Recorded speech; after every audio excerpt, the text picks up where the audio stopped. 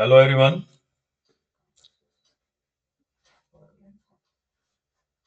आज के इस वीडियो में हम MPH 006 क्लासिकल मैकेनिक्स 2 जो कंटिन्यू है लास्ट वीडियो से।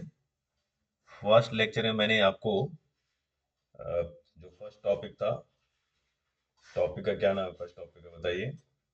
Symmetry transformation of the Lagrangian, ये बता दिए थे, पढ़ा दिए थे, और इससे रिलेटेड क्वेश्चन भी सॉल्व किए थे। ठीक है, और वो था example 1.1।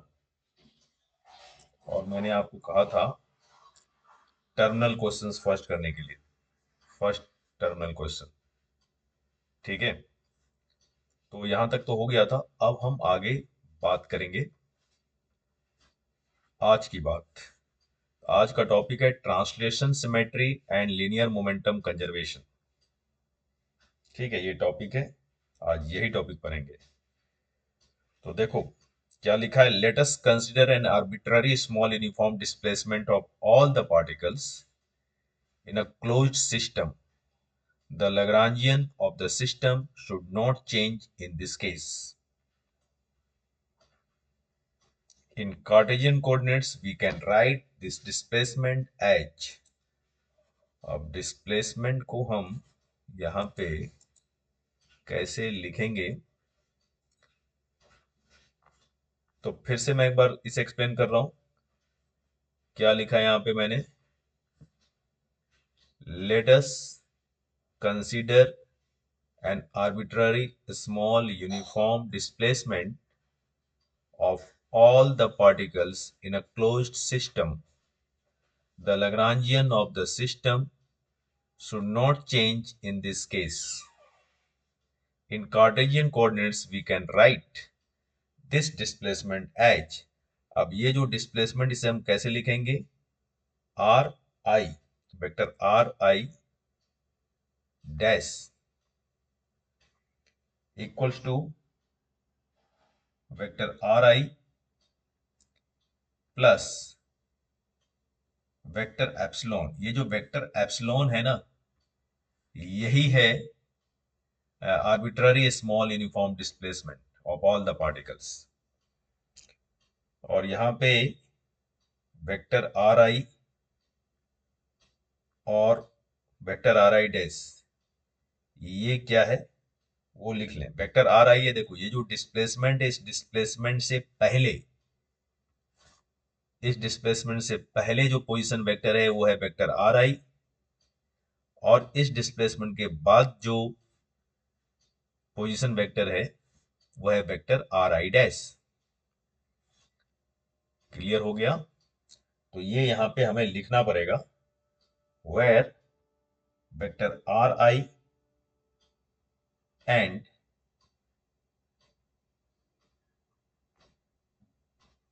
Vector R I dash are the position vectors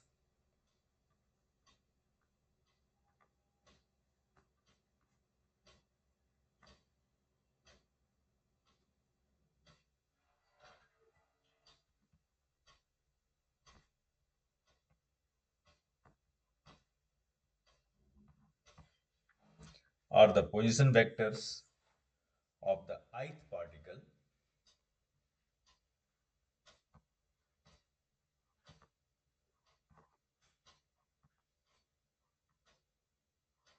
of the ith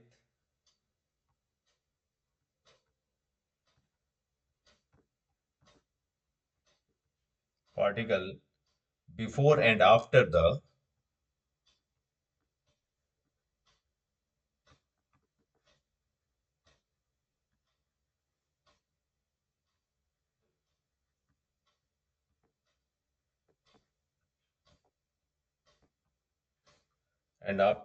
the infinitesimal displacement before and after the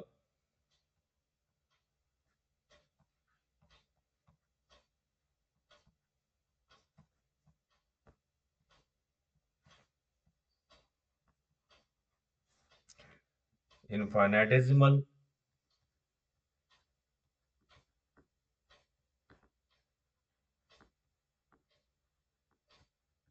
displacement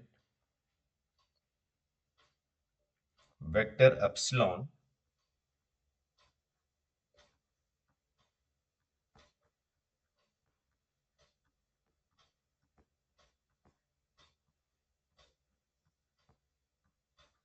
respectively.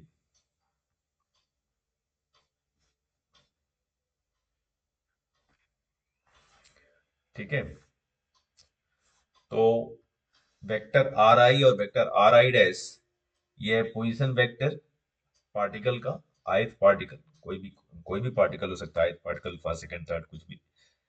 ठीक है, तो उसका जो ये जो पोजीशन वेक्टर दिया है पार्टिकल का, ये दिया है before and after the infinitesimal displacement vector epsilon.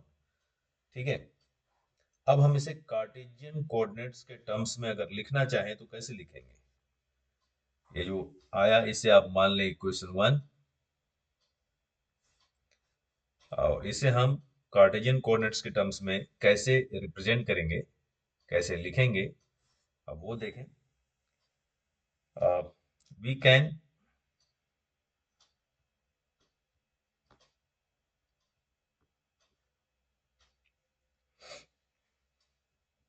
we can write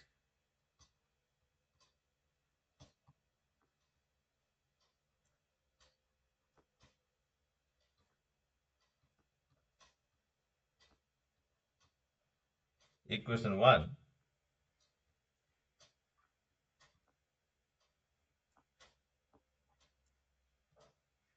in terms of the Cartesian coordinates, in terms of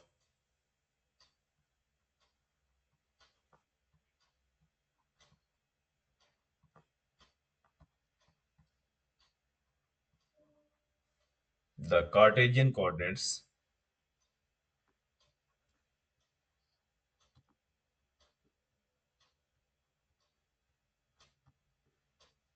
in terms of the Cartesian coordinates as, अब देखो कंपोनेंट्स कितने होंगे, तीन कंपोनेंट्स कार्टेशियन कंपोनेंट्स में। Cartesian coordinates, coordinates को ही हम components भी कहते हैं। तो अगर मैं लिखूं एक्स कंपोनेंट मतलब एक्स कोऑर्डिनेट, क्या होगा? X I dash equals to X I plus epsilon X. मतलब ये जो डिस्प्लेसमेंट है एप्सिलॉन, वेक्टर एप्सिलॉन, इसका भी एक्स कंपोनेंट क्या लोगे? Epsilon X. उसी तरह वाई कंपोनेंट क्या होगा? तो Y I dash equals to आएगा Y I plus epsilon Y, और जेड आई डैश ये क्या आएगा? Z I plus epsilon Z. ये पूरा का पूरा हम इसे इक्वेशन 2 ले लेते हैं। ठीक है, अब देखो जो लैग्रांजियन है, जो चेंज होगा लैग्रांजियन में, वो चेंज किसके लिए? ड्यू टू इनफाइनाइटेसिमल डिस्प्लेसमेंट के लिए। ठीक, इसके वजह से जो चेंज होगा उसे हम कैसे लिखेंगे? लैग्रांजियन चेंज को एक्चुअल में हम रिप्रेजेंट कैसे करते हैं, एक्सप्रेस कैसे करते हैं, अब वो लिखेंगे। The change in the Lagrangian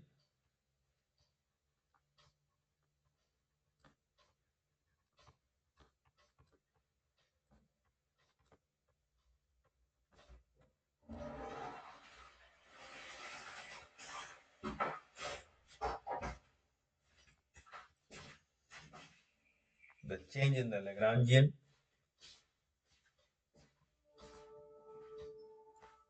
due to this infinitesimal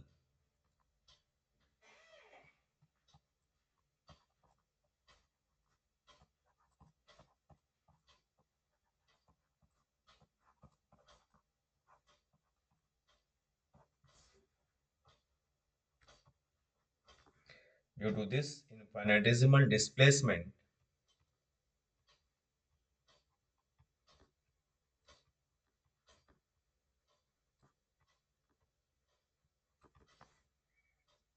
can be written as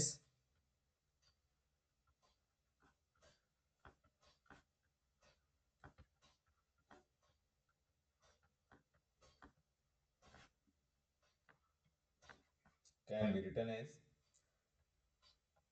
याद रहे अप टू फर्स्ट ऑर्डर लिखना है हमें can be written as bracket में अप टू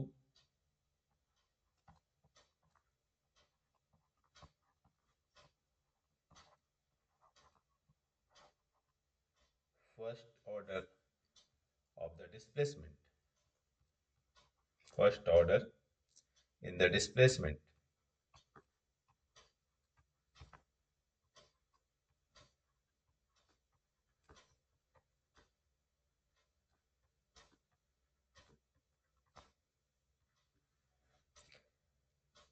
तो इसका expression change in the Lagrangian due to this infinitesimal displacement can be written as तो हम इसे कैसे लिख सकते हैं तो delta L function of X comma Y comma Z equals to summation of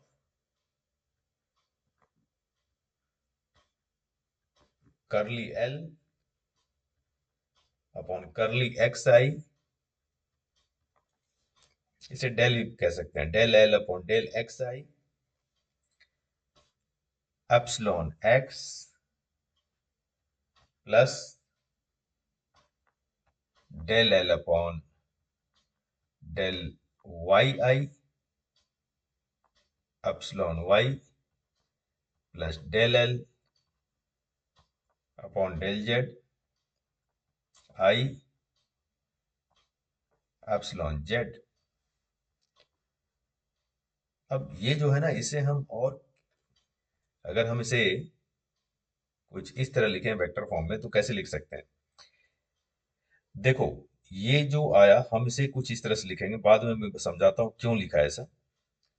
अब हम इसे लिखने जा रहे हैं कुछ इस तरह ये आई पार्टिकल के लिए आई तो हम इसे लिख सकते हैं आई इंटीजर है 1 to n यहाँ पे वेक्टर एप्सिलॉन लिखने जा रहे हैं vector epsilon del L upon del X I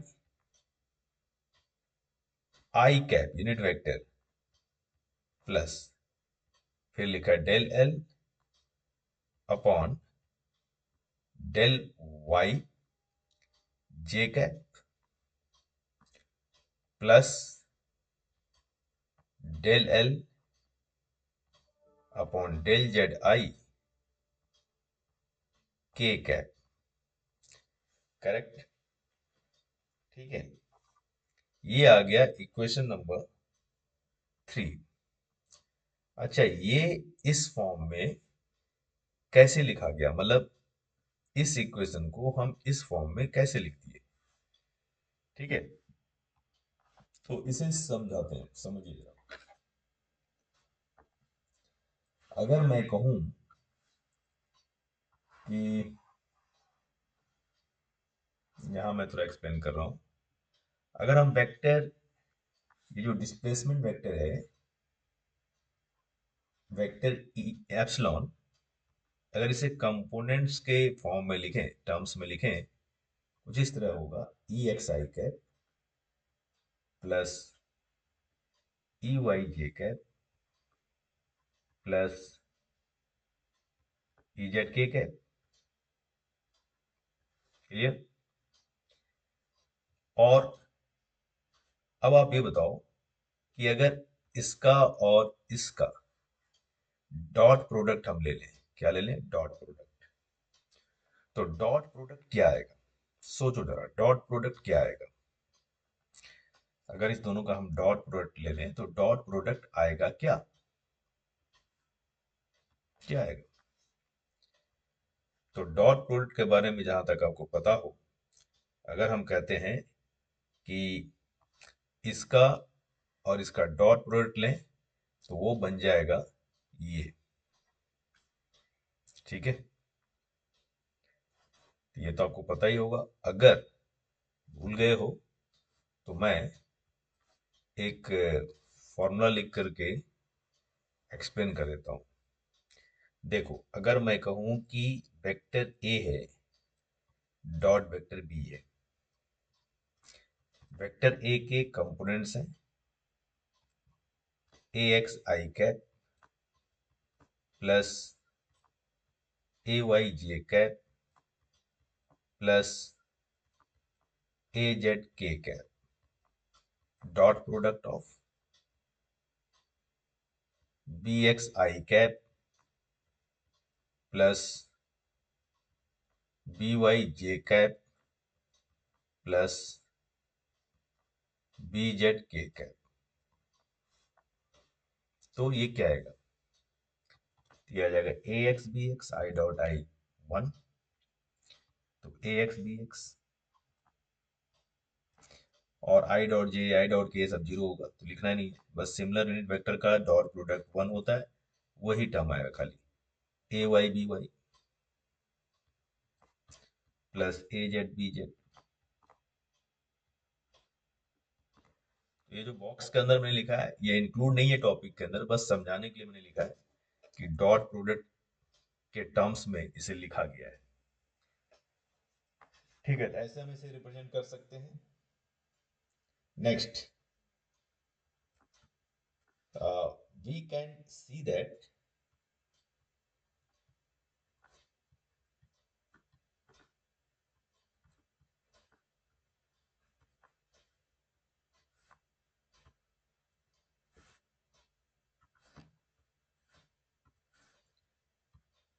x xi dash equal to xi, yi dash equals to yi and zi dash equals to क्या होगा? ये होगा zi।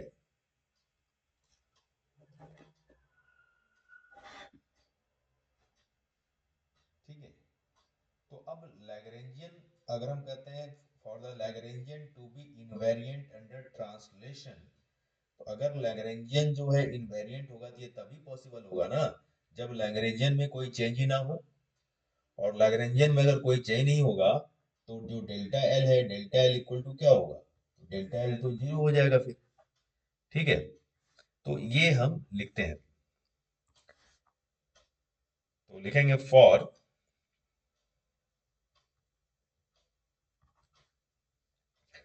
The Lagrangian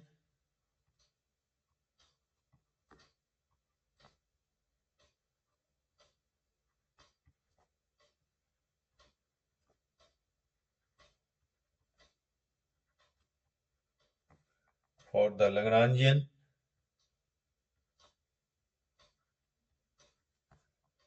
to be invariant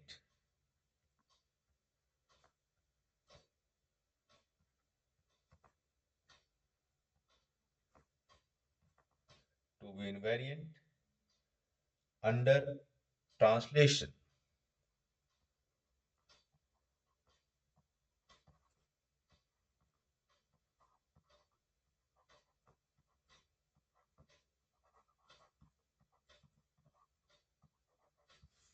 under translation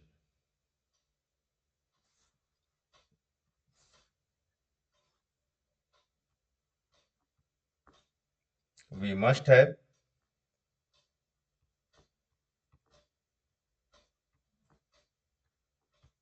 तो सबसे पहले condition तो ये होगा ना कि अगर लैग्रांजियन इनवेरिएंट है तो डेल्टा एल क्या होगा? जीरो होगा। डेल्टा एल किसका फंक्शन है? एक्स वाई जेड, लिखेंगे delta L X comma Y comma Z equals to क्या लेना है आपको? जीरो। ठीक है, अब डेल्टा एल का वैल्यू ऊपर लिखे हैं इक्वेशन थ्री में, इक्वेशन थ्री का इस्तेमाल करें, इसका यूज करें, तो ये हो जाएगा this implies that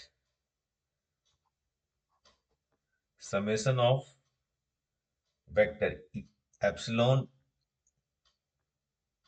dot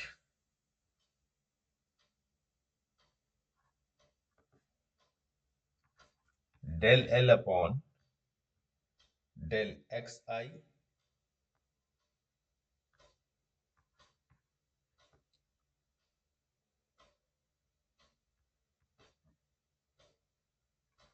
cap plus del L upon del Y I J cap plus del L upon del Z I K cap, ये इक्वल्स टू क्या आएगा? 0 आएगा। अब ये क्वेश्चन नंबर कौन सा आएगा? 4।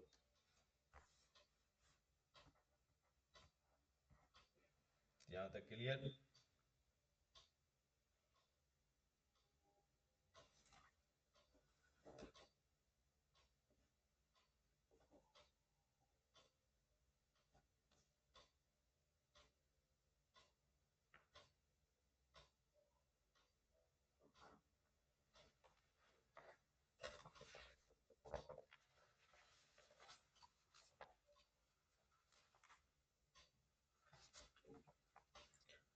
तो यहाँ पे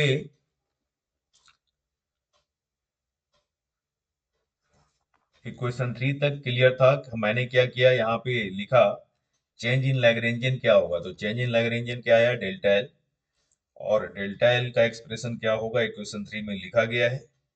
फिर मैंने बताया, हाँ यहाँ पर वी कैन सी दैट, यहाँ पर एक कंफ्यूजन है। X I dash equal to हम यहाँ पे दिखा सकते हैं equal to X I dot Y I dot और Z I dash Z I dot. मतलब इसका डेरिवेटिव है ये, एक्स वाई और जेड का। ठीक है। अब आते हैं हम यहाँ पर अप्लाई करेंगे ईएल इक्वेशन। ईएल इक्वेशन का मतलब Euler Lagrangian equations of motion. ठीक है। तो आइए आगे बढ़ते हैं। From the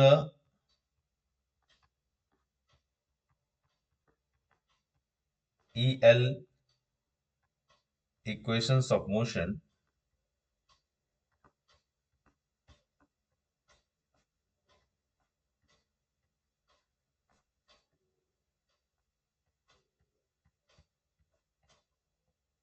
equations of motion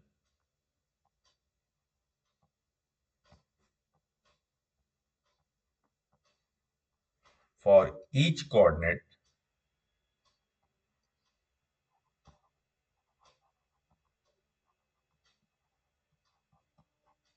for each coordinate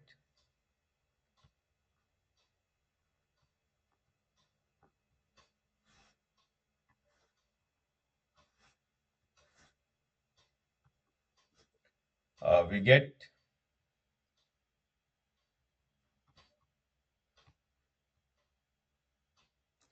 for all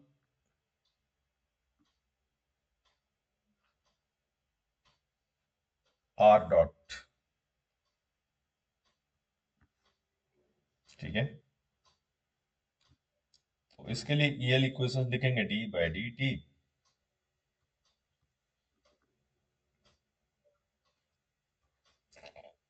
del L upon del X I dot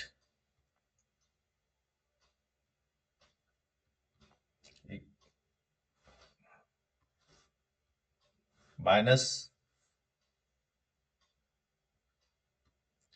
del L upon del X I equals to क्या होगा? 0।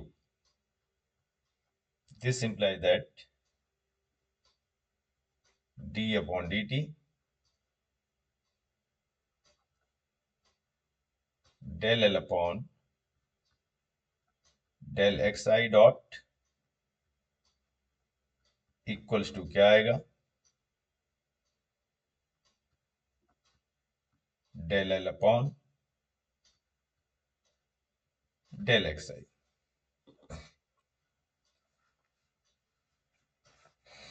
ठीक है। Similarly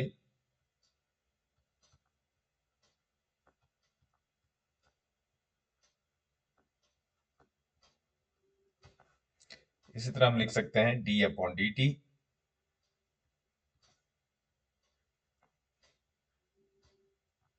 del L upon del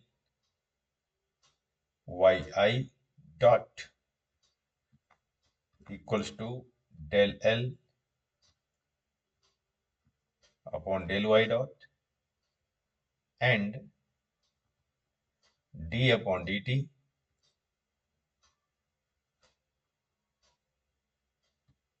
del L upon del Z I dot equals to del L upon del Z I. तो ये जो equations आए इसका भी नेमिंग कर देते हैं। Equation 5A,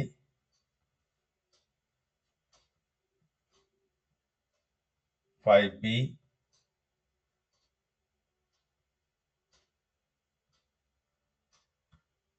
5C।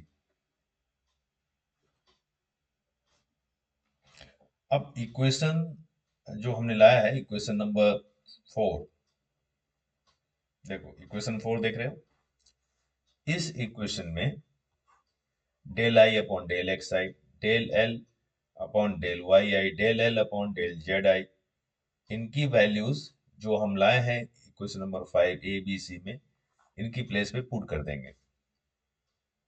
ठीक है, इसको रिप्लेस कर देंगे हम लोग इससे।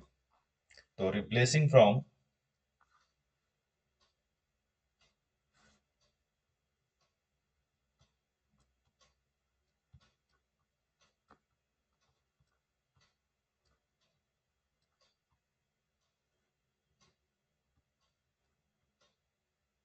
replacing from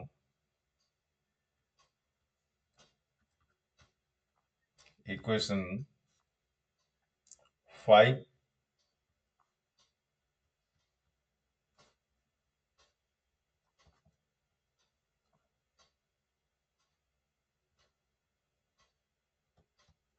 into equation 4,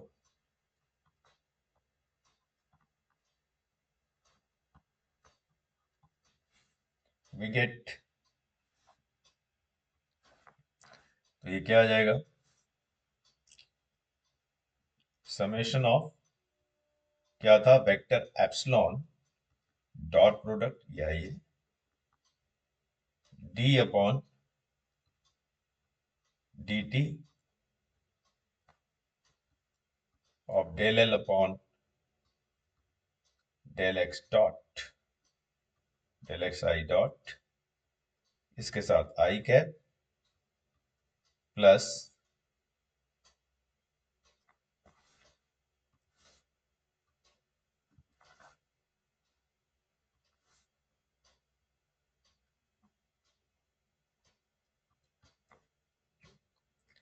D upon, यहाँ स्क्वायर ब्रैकेट डाल दें, D upon D T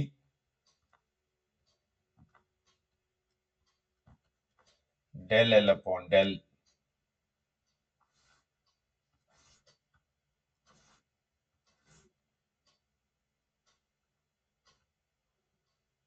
Y I dot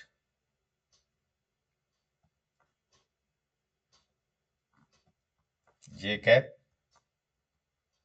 D upon D T del L upon del Z I dot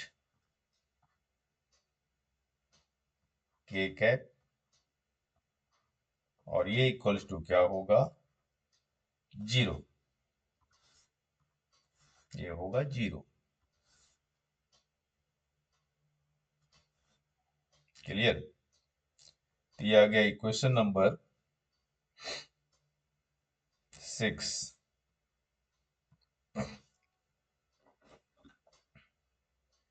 clear हो गया।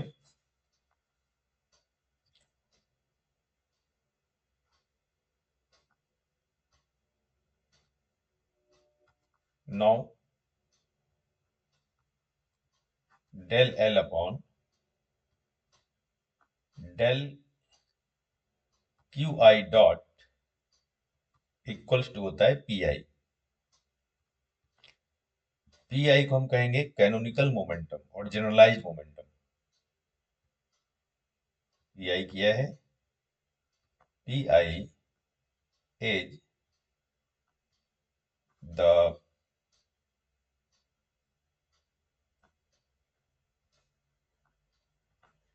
कैनोनिकल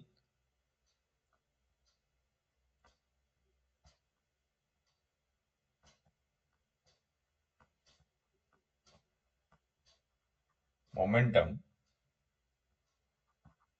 और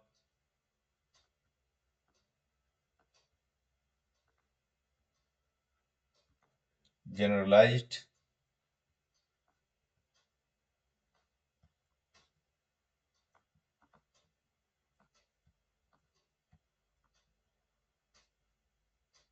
momentum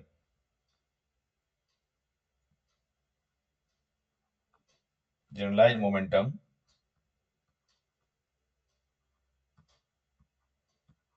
conjugate to qi।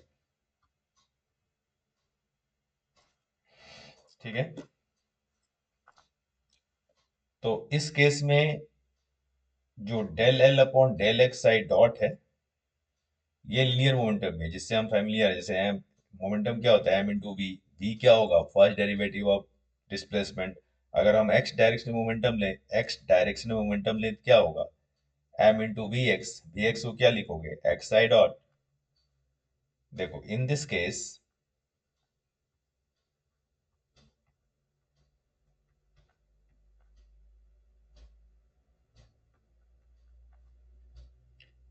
Del L by del X I dot जो है del L upon del X I dot is the familiar linear momentum।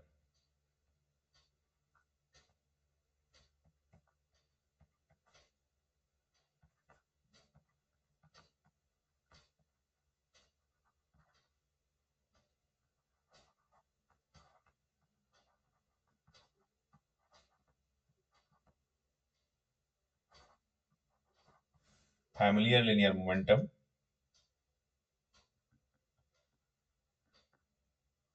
mi xi dot.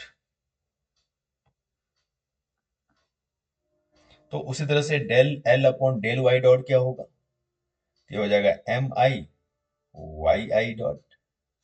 ठीक है, और इसे हम क्या लिख सकते हैं, इस लिनियर मोमेंटम को कैसे रिप्रेजेंट कर सकते हो, हम लिख सकते हैं पी एक्स आई। तो सिमिलरली इसी तरह हम बाकी सबको भी लिख लेंगे।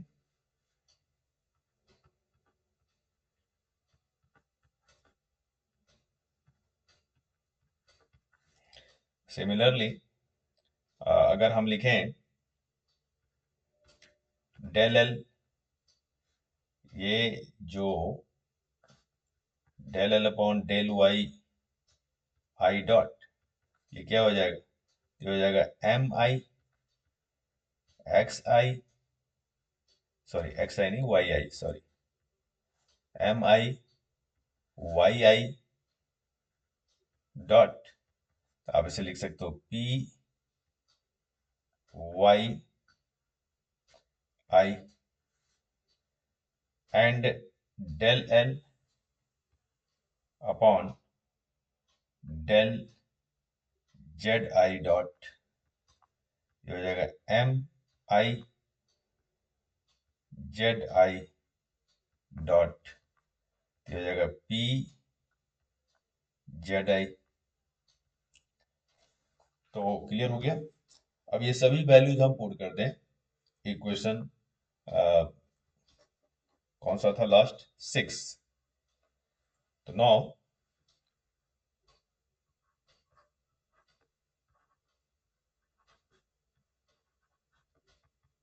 equation 1, sorry equation 6 becomes या इक्वेशन 6 इज, ये क्या क्या हो जाएगा, समेशन ऑफ वेक्टर एप्सिलॉन, अब जो भी चेंजेस हुए वो यहाँ लगा दें, डी बाई डी टी। अब देखो डी बाई डी टी जो है ये क्या था, D by D T of what, of del L by del X I dot, तो क्या अब आ गया हमारे पास, पी एक्स। ठीक है, ये जो इक्वेशन है देख रहे हैं आप, इसमें इसके प्लेस पे अब क्या लिखेंगे आप, पी एक्स, इसके प्लेस पे पी वाई, इस प्लेस पे पी जेड।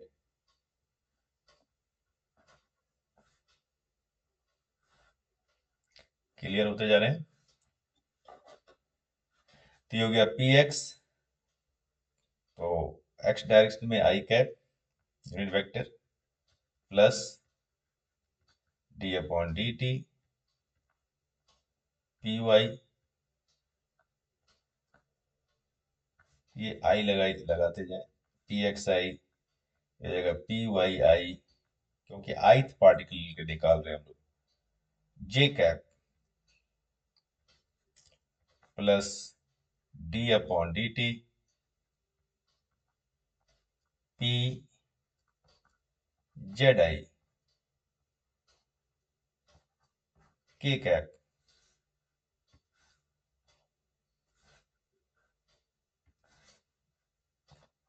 तो ये आ गया, इसे इक्वेशन नंबर 7 ले लेते हैं। तो अब देखो ये क्या बन गया, ये आ गया, ये डेल एल, एक स्टेप और लिखना पड़ेगा,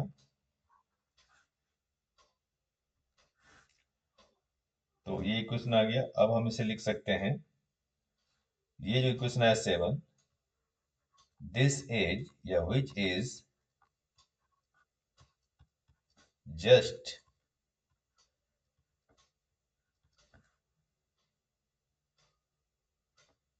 D by D T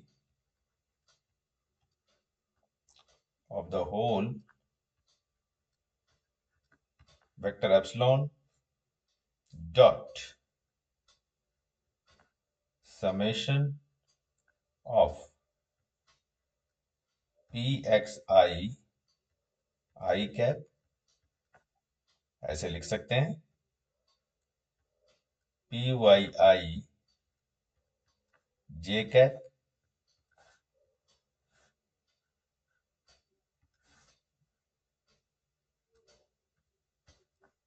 plus pz I k cap. Okay, equals to 0। this implies that this implies that d vector p upon dt, d vector p dt equal to क्या आ गया, 0। Equation number 8 आप check कर लो, ये जो आया ये पूरा का पूरा क्या आ गया, मोमेंटम आ गया, रिजल्टेंट मोमेंटम। ठीक है, तो इसका काम हो गया। ये जो मैंने जिसके लिए लिखा है यहाँ पे लिख लेंगे, वेयर वेक्टर पी किसके लिए लिखा है, तो समेशन ऑफ, समेशन मैंने कहा यूज किया था, यस आई, यहाँ भी I, summation of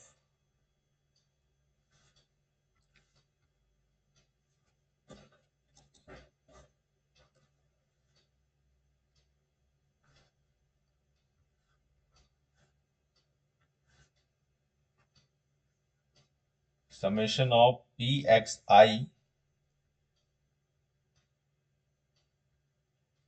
cap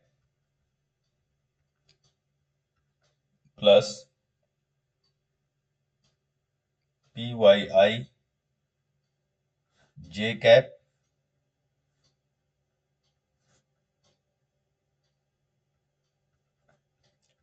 plus P Z I k cap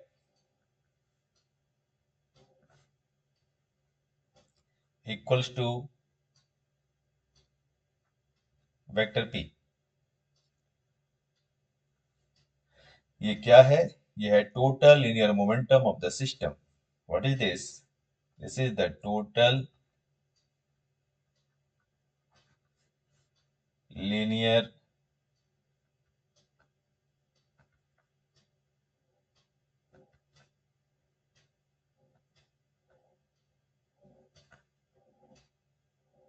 momentum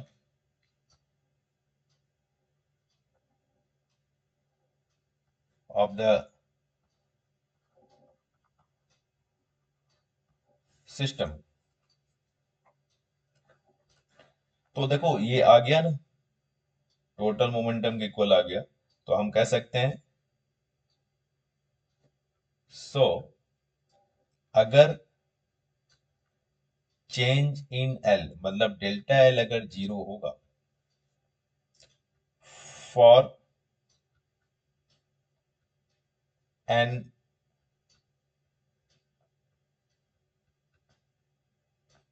infinitesimal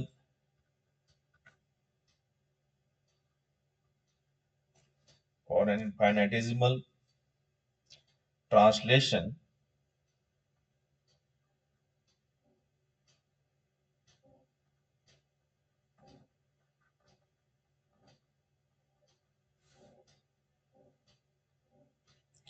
vector ri dash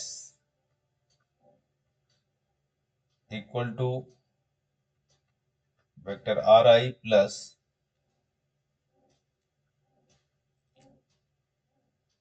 vector epsilon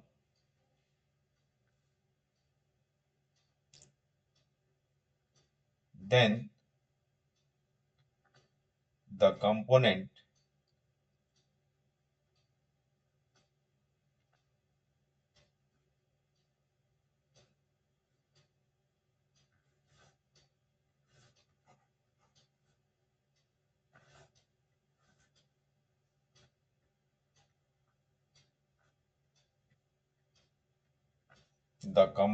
of the total linear momentum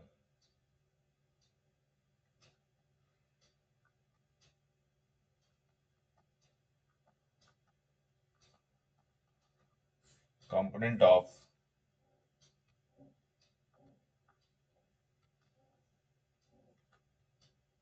the total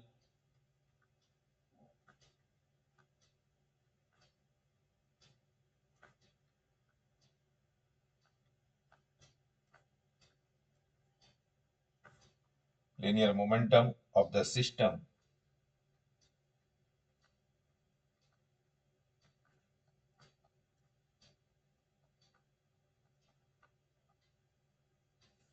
of the system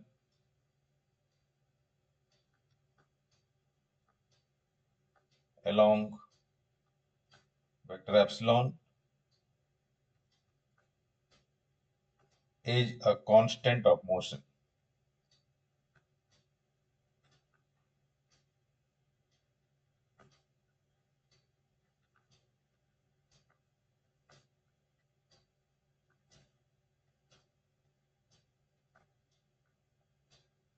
is a constant of motion।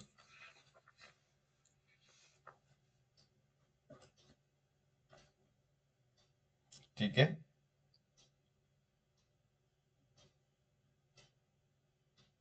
तो dp bye dt zero आया मतलब p क्या हो गया? Constant हो गया।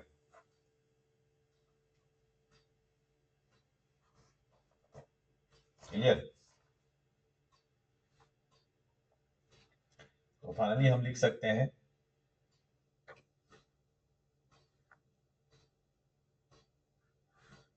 कि अगर हम कहें कि ये जो आर्बिट्ररी एप्सिलॉन वेक्टर एप्सिलॉन है, ये क्योंकि आर्बिट्ररी है तो इसलिए total linear momentum along all directions and hence all three components are always conserved। so finally हम लिखेंगे so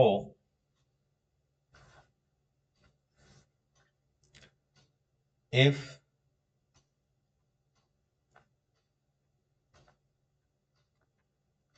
the Lagrangian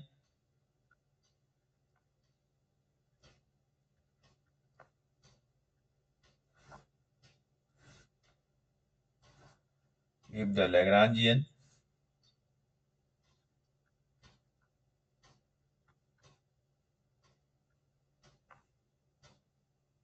of a system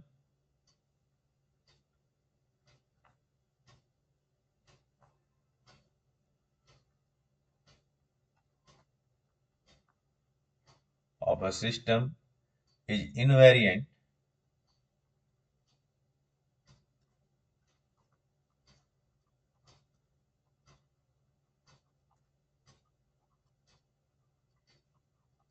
invariant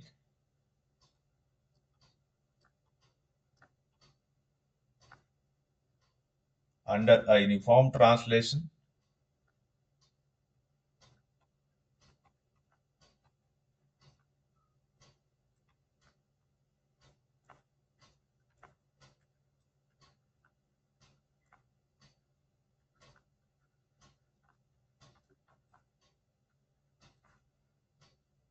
the total linear momentum of the system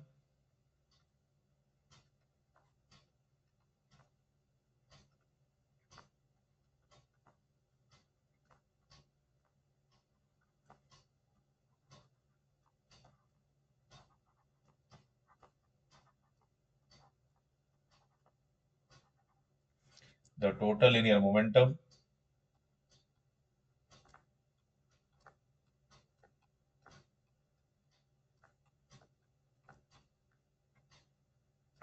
of the system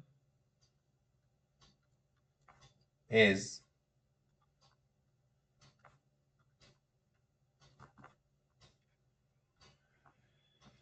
conserved.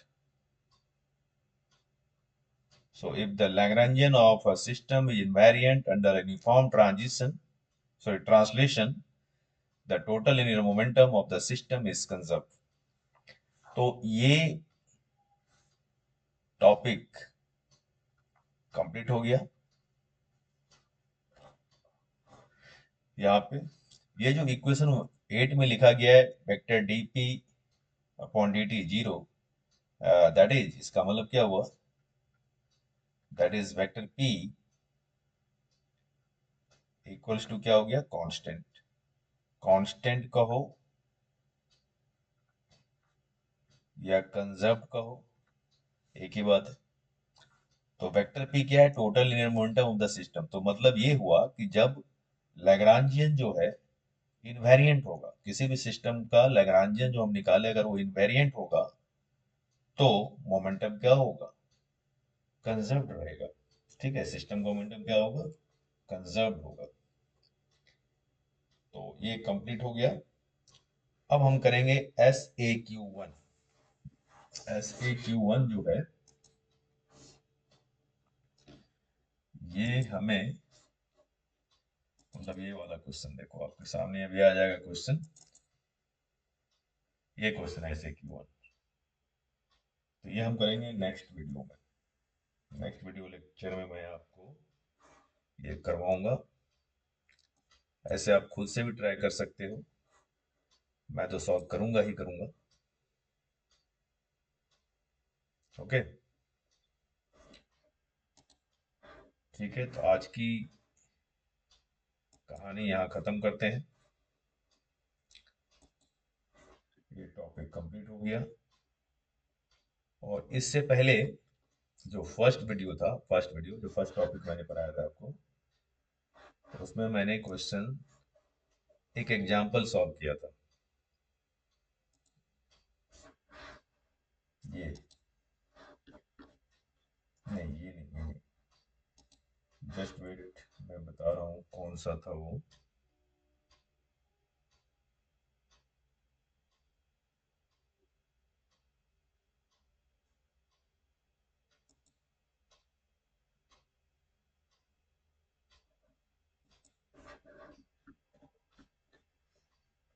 हाँ, ये topic था first topic, symmetry transformation of the Lagrangian. तो इसमें ये topic करवाने के बाद हमने एक क्वेश्चन भी किया था, और वो क्वेश्चन था ये क्वेश्चन, एग्जाम्पल 1.1। ये क्वेश्चन करवाने के बाद मैंने आपसे कहा था कि टर्मिनल के क्वेश्चंस भी करना, टर्मिनल क्वेश्चन 1 ये सॉल्व करेंगे आप।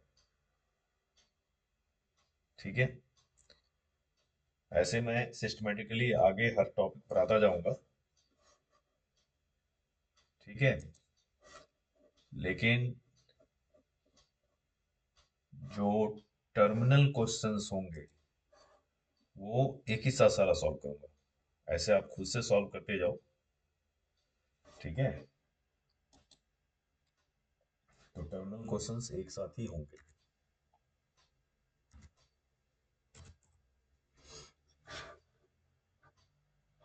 तो आज का लेक्चर हम यहाँ पे फिनिश करते हैं।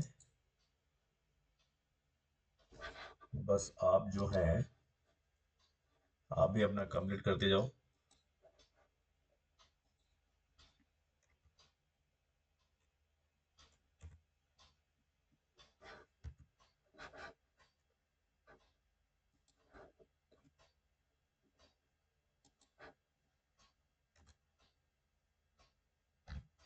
Second topic.